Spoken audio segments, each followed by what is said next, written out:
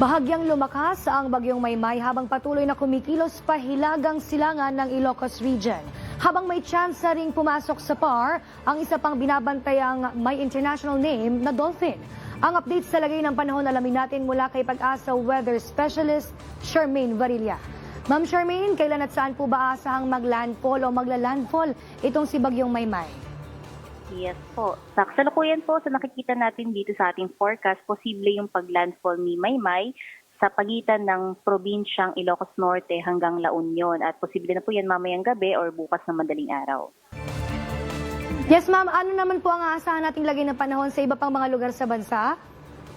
So currently po, yung aside from bagyong Maymay na nakakaapekto sa buong Northern Luzon at sa malaking bahagi ng Central Luzon, umiiral din ang ating habagat, especially dito sa may Southern Luzon at sa western section ng Visayas. Kaya i-expect po natin yung mga pabugso-bugso malalakas na mga pag-ulan dito sa Metro Manila, Rizal, Cavite, Batangas, Laguna at Occidental Mindoro.